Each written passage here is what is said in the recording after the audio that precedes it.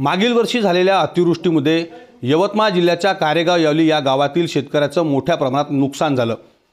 मेडसिंग राठोड या शेतकऱ्याचं हातचं पीक जे आहे ते हातून गेलं आणि त्याला सरकारच्या पीक विमा योजनेच्या मोबदल्यात मिळाले अवघे 3 रुपये। या संपूर्ण संदर्भाने जर पाहिलं तर शेतकऱ्याची अशा पद्धतीने थट्टा केल्यात असल्याचा आरोप जो आहे तो विधानसभेचे विरोधी पक्षनेते विजय वडेट्टीवार केला आणि या संपूर्ण प्रकरणाच्या संदर्भाने शासनाचं लक्ष जे आहे ते या विषयाकडे जे आहे ते आज पुन्हा एकदा वेधलेलं आहे। आपल्यासोबत बोलण्यासाठी कारेगाव यावलीतील शेतकरी मेडसिंग राठोड आहेत। तुम्हाला काय नुकसान मागच्या वर्षी तुम्हाला झालं होतं आणि काय काय पीक विमा योजनेचा लाभ तुम्हाला काय मिळाला काय सांगा? काही नाही मिळाला आम्हाला, पीक विम्याचं काही नाही मिळालं आम्हाला। शेत गेला पूर्ण, पराठी होती, तूर होती, ते सगळं गेलं आमचं वाहून पाण्यानं। आणि पुन्हा कोटा होता तिथं मोठा 50-60 हे पेट्या टिनाचा, तेही गेला पूर्ण वाहून। 50 थैल्या खत होता तेही गेला। पुन्हा ताडपत्र्या होत्या, पाईप होते, नोजल होते, मोटर होती, तेही बी गेले निकाल वाहून। काही भेटलं नाही। पूर्ण विहीर खचली आमची त्याच्यात। पुन्हा सागाचे झाड पडले त्याच्यात, मोठे मोठे 2-3 झाडं पडले। पुन्हा एक लिंबाचा झाड पडला। पूर्ण गड्डे होते ते आम्ही कर्ज काढून आम्ही दुरुस्त केलं शेतीले। एवढं बस। हे जे तुम्हाला सांगितलं की तुम्हाला 3 रुपये भेटले, तर कसं काय तुम्ही कसं म्हणता का 3 रुपये भेटले? हो, आम्हाला 3 रुपये काय म्हणजे पैसे भेटलेच नाही आम्हाला, काहीच नाही भेटले। फक्त 3 रुपये आम्ही पाहिलं, पण आम्ही काही तिथं मग गेलोच नाही बँकेमध्ये, शेती याच्यात बँकेत। मग आमचे हो हां विम्याचे।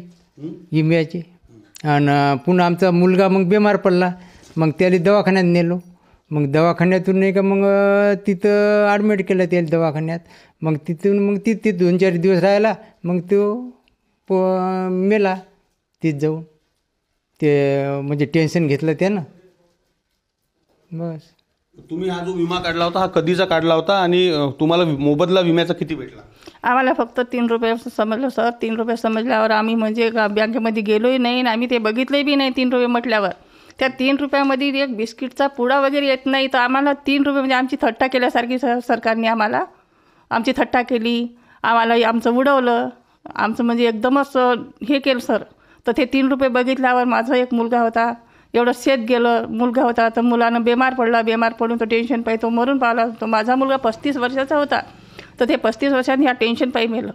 तर आता आमच्याकडे म्हणजे काहीच नाही उरलं होतं। मोटर गेलं, पाईप गेलं, नोजल गेलं, सारं काही गेलं होतं। खत गेलं, बैलबंडी गेली, विहीर खचली पूर्ण, झाडं पडले। जेव्हा ते असा खड्डा दिसला आम्हाला, तेव्हा आम्हाला अचानक अटॅक आल्यासारखं वाटलं।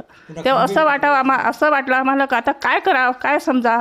आता आमच्याकडे परिस्थिती कोणतीच नव्हती, आम्हाला इलाज नव्हतं। आता कसं काय करायचं, हे शेतीचं कसं काय करायचं, म्हणून आम्ही एकदम कवार हात देऊन खाली बसलो। तेव्हा तुम्ही ज्या 3 रुपये जेव्हा तुम्हाला मिळाले, तर तुम्ही संबंधित विमा कंपनीला का कृषी विभागाच्या अधिकाऱ्यांना बोलले का? आम्ही तेव्हा काहीच नाही बोललो। जेव्हा विमा कंपनीवाल्याने आलं तेव्हा त्यांनी आमच्याकडे सांगितलं का तुमचं हे 3 रुपये आहे। तर त्यांनी मग साहेबांनी सर्व असं बघायला आले ते शेत, तर तेव्हा त्यांनी असं म्हटलं का ते माझ्याकडे म्हणजे ते 3 रुपये टाकले बा। तेव्हा आमच्या लोकांनी त्याला असं सांगितलं की हे 3 रुपये कसं काय टाकले बा त्याला, तर त्यानं तुम्हाला शोभलं का हे 3 रुपये टाकायसाठी?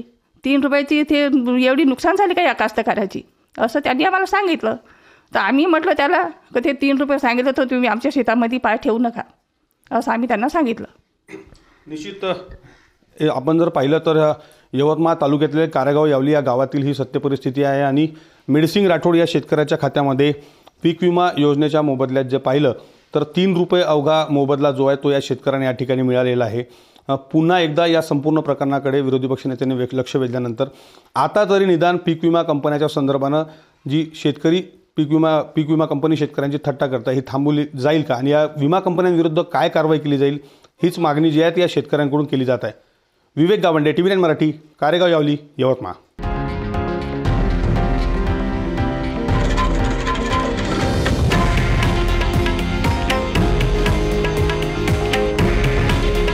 हे आहे देशातील नंबर 1 न्यूज नेटवर्क आणि आपण पाहत आहात TV9 मराठी।